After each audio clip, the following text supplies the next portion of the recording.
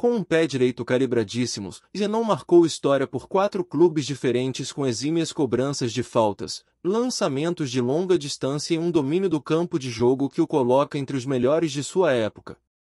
Na faixa central, só não jogava de volante, sendo o principal armador das equipes em que passou, jogando pelo meio, ou por ambos os lados do campo.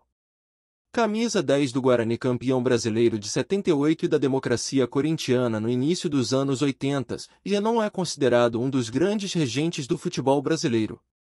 Nascido em Tubarão, interior de Santa Catarina, no dia 31 de março de 1954, Zenon de Souza Farias iniciou sua carreira no futebol no time da cidade, o Hercílio Luz. Em 71, buscou a sorte em Porto Alegre, mas foi rejeitado no Grêmio. Ainda jogava como ponta-direita, mas marcava poucos gols. Então teve de voltar ao banco de reservas dos juvenis do Hercílio Luz. Foi então que Zenon passou a jogar no meio de campo e encontrou seu verdadeiro espaço. Foi descoberto pelo Avaí em 72, e já no ano seguinte foi um dos principais jogadores do título catarinense. Nessa época, ainda não usava o característico bigode, e até os longos cabelos que fizeram sucesso ainda eram constantemente aparados. Voltou a ser campeão estadual em 75 e chamou a atenção dos dirigentes do Guarani, que o levaram para Campinas em 1976, para conquistar não apenas a projeção nacional, mas marcar seu nome na história. Logo em seu primeiro ano pelo Guarani, Zenon fez parte da equipe que foi um embrião do time que conquistaria a glória máxima 2 anos depois. O Bugre liderou seu grupo no primeiro turno do Campeonato Paulista com apenas uma derrota e foi para o segundo turno com um ponto extra. Na segunda parte do campeonato, o Guarani continuou sendo um time difícil de ser batido, mas venceu apenas 2 jogos e o Palmeiras terminou como campeão. A boa campanha, obviamente, gerou um desmanche na equipe, que só conseguiu se recuperar em 78.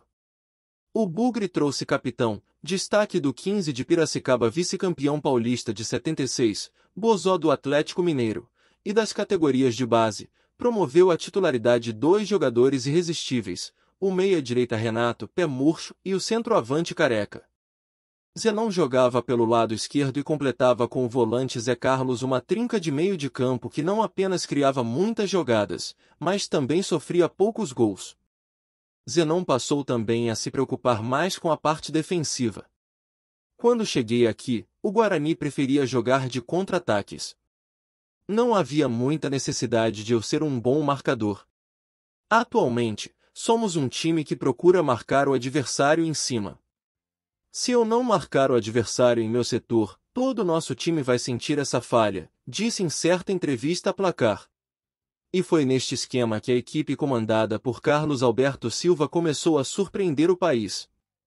Nas 2 primeiras fases, o Guarani classificou jogando para o gasto. Mas na terceira fase, dominou o grupo que, terminando avançando ao mata-mata de forma invicta, tendo vencido o Internacional em pleno Beira-Rio por 3-0, com um gol antológico de Zenon. Nos jogos eliminatórios, o Guarani eliminou em sequência Sport e Vasco da Gama, e na final venceu o Palmeiras pelo placar mínimo nos 2 jogos da grande final.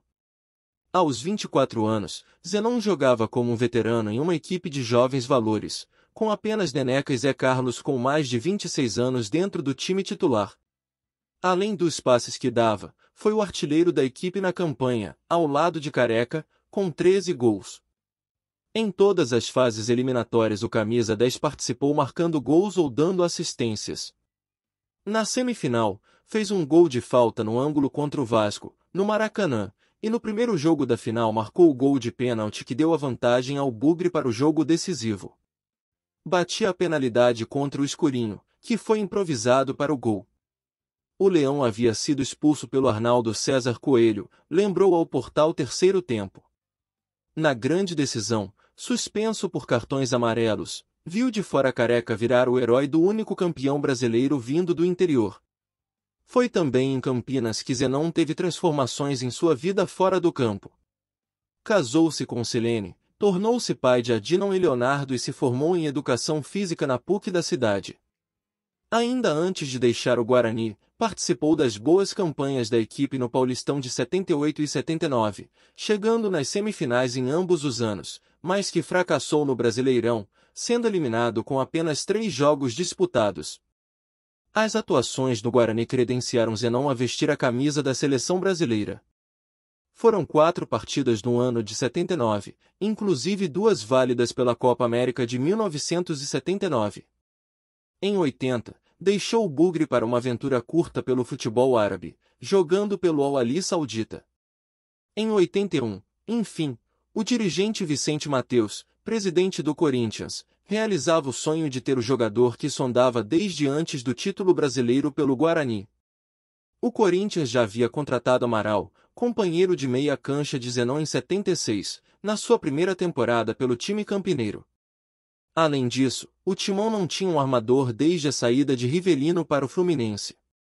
No Corinthians, continuou apresentando o bom futebol do Guarani e foi fundamental para o bicampeonato paulista em 82 e 83. Voltou à seleção em junho de 84, e jogou 2 amistosos contra Inglaterra e Argentina. Até o fim de sua passagem pelo Timão, em 85, jogou 304 partidas e marcou 60 gols antes de ser levado pelo Atlético Mineiro. No Mineirão, Zenon chegou no início de 1986 para ocupar a camisa 10 do Galo. O Atlético, que havia sido hexacampeão estadual entre 78 e 84, teve a sequência interrompida pelo Cruzeiro no ano anterior. Aos 32 anos, o meia também se tornou o capitão da equipe e tinha o completo respeito dos companheiros. Costuma tocar sempre de primeira e parece um mágico nos lançamentos de 40 metros. Há alguém capaz de igualá-lo no futebol brasileiro, hoje? Perguntou o ponta Sérgio Araújo, à revista Placar. Ao lado do companheiro Renato, faturou o bicampeonato mineiro com um time alvinegro. Depois da passagem no Galos, Zenon passou pela Portuguesa, em 88, e em seguida teve um breve retorno ao Guarani. Ainda jogou pelo Grêmio Maringá, em 1990 e jogou por 2 anos no São Bento de Sorocaba, onde encerrou sua carreira em 1992.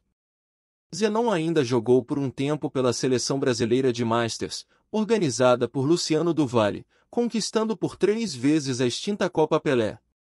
Em uma equipe de veteranos, enfim, Zenon apenas mostrou o talento e a maturidade que já havia desfilado pelos gramados brasileiros por quase 2 décadas como um dos principais jogadores do país.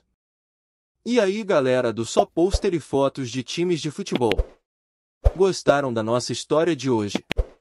Deixe seu like, curta e compartilhe as nossas histórias. Deixe seu comentário com dicas e sugestões de novas histórias e fatos marcantes do nosso futebol. E até a próxima!